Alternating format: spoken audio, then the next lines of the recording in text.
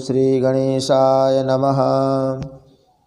वागर्थाविव संपृक्तौ वागर्थ प्रतिपत्तये जगतः पितरौ वन्दे पार्वती परमेश्वरौ।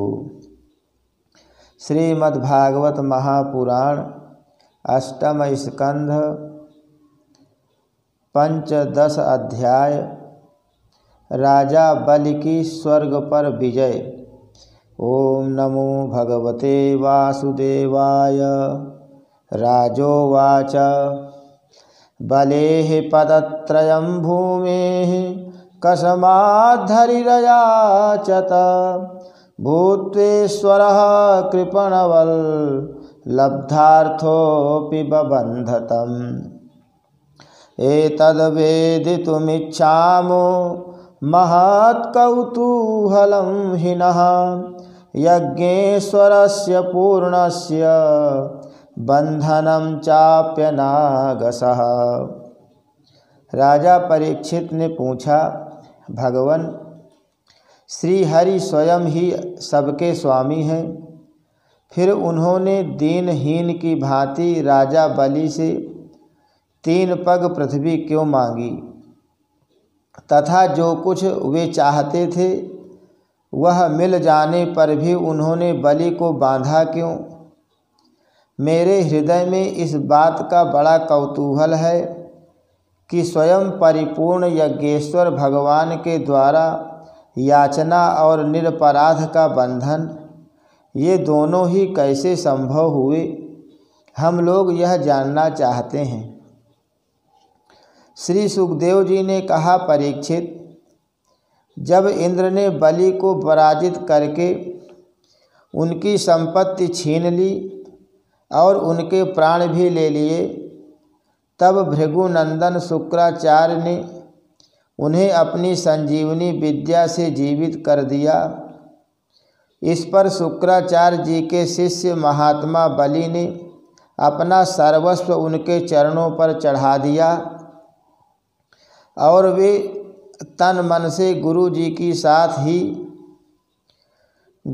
के साथ ही समस्त भृगुवंशी ब्राह्मणों की सेवा करने लगे। इससे प्रभावशाली भृगुवंशी ब्राह्मण उन पर बहुत प्रसन्न हुए। उन्होंने स्वर्ग पर विजय प्राप्त करने की इच्छा वाले बलि का महाभिषेक की विधि से अभिषेक करके उनसे विश्वजित नाम का यज्ञ कराया। यज्ञ की विधि से हविष्यों के द्वारा जब अग्नि देवता की पूजा की गई, तब यज्ञ कुंड में से सोने की चद्दर से मढ़ा हुआ एक बड़ा सुंदर रथ निकला। फिर इंद्र के घोड़ों जैसे हरे रंग के घोड़े और सिंह के चिन्ह से युक्त रथ पर लगाने की ध्वजा निकली। साथ ही सोने के पत्र से मढ़ा हुआ दिव्य धनुष, कभी खाली न होने वाले 2 अक्षय तरकस और दिव्य कवच भी प्रकट हुए। दादा प्रहलाद जी ने उन्हें एक ऐसी माला दी जिसके फूल कभी कुम्हलाते नहीं थे, तथा शुक्राचार्य जी ने एक शंख दिया। इस प्रकार ब्राह्मणों की कृपा से युद्ध की सामग्री प्राप्त करके उनके द्वारा स्वस्ति वाचन हो जाने पर राजा बलि ने उन ब्राह्मणों की प्रदक्षिणा की और नमस्कार किया। इसके बाद उन्होंने प्रहलाद जी से संभाषण करके उनके चरणों में नमस्कार किया। फिर वे भृगुवंशी ब्राह्मणों के दिए हुए दिव्य रथ पर सवार हुए। जब महारथी राजा बलि ने कवच धारण कर धनुष, तलवार, तरकस आदि शस्त्र ग्रहण कर लिए और दादा की दी हुई सुंदर माला धारण कर ली, तब उनकी बड़ी शोभा हुई। उनकी भुजाओं में सोने के बाजूबंद और कानों में मकराकृति कुंडल जगमगा रहे थे। उनके कारण रथ पर बैठे हुए वे ऐसे सुशोभित हो रहे थे मानो अग्निकुंड में अग्नि प्रज्वलित हो रही हो। उनके साथ उन्हीं के समान ऐश्वर्य, बल और विभूति वाले दैत्य सेनापति अपनी अपनी सेना लेकर हो लिए।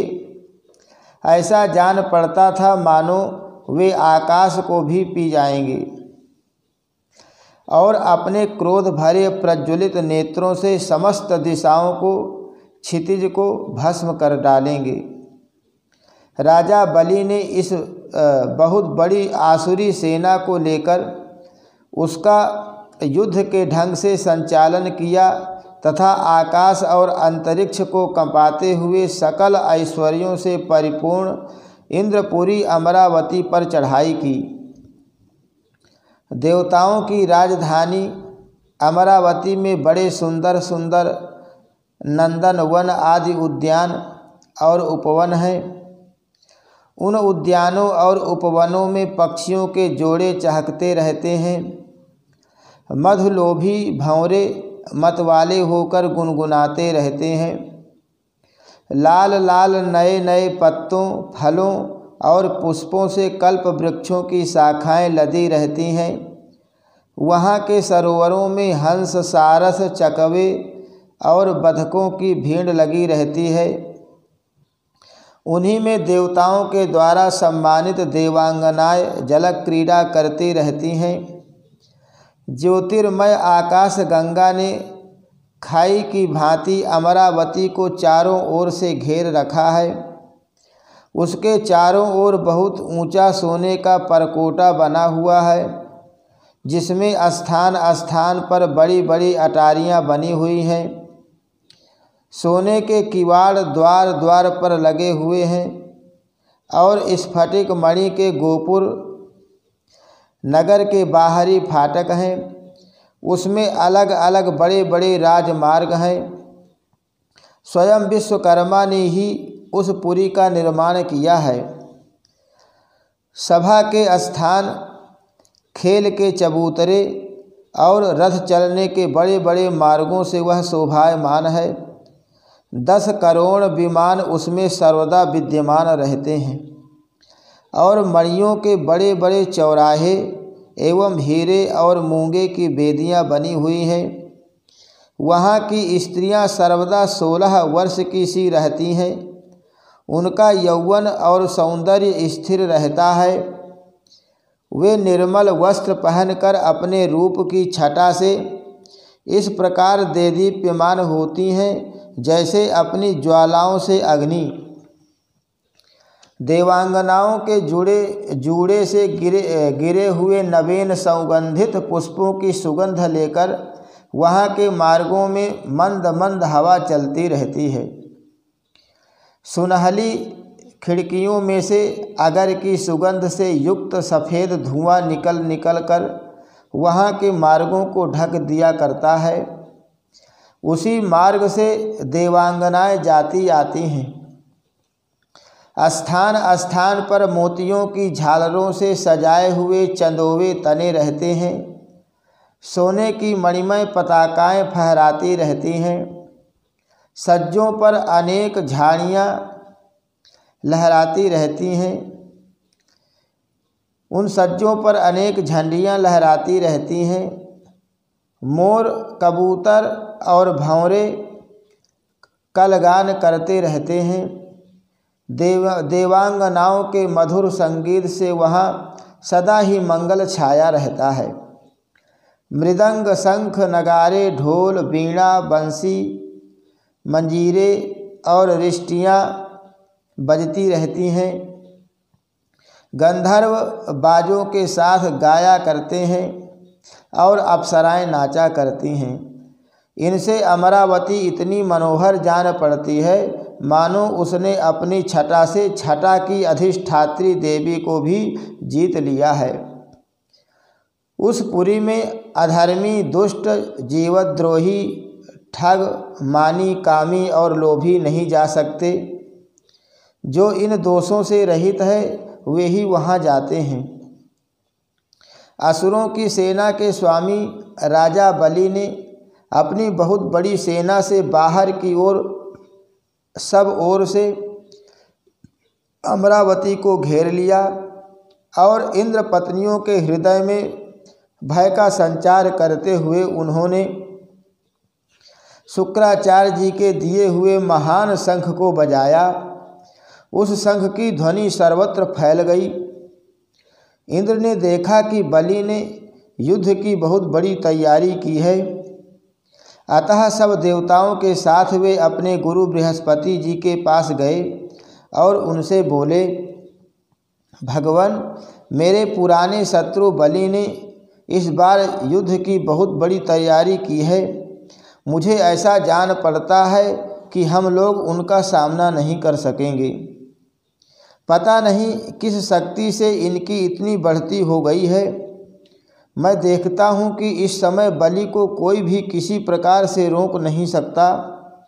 वे प्रलय की आग के समान बढ़ गए हैं और जान पड़ता है मुख से इस विश्व को पी जाएंगे, जीभ से 10 दिशाओं को चाट जाएंगे और नेत्रों की ज्वाला से दिशाओं को भस्म कर देंगे।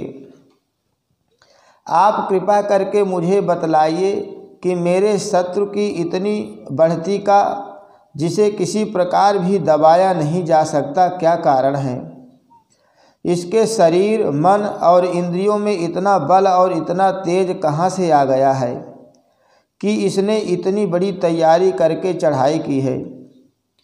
देवगुरु बृहस्पति जी ने कहा, इंद्र, मैं तुम्हारे शत्रु बल की उन्नति का कारण जानता हूँ।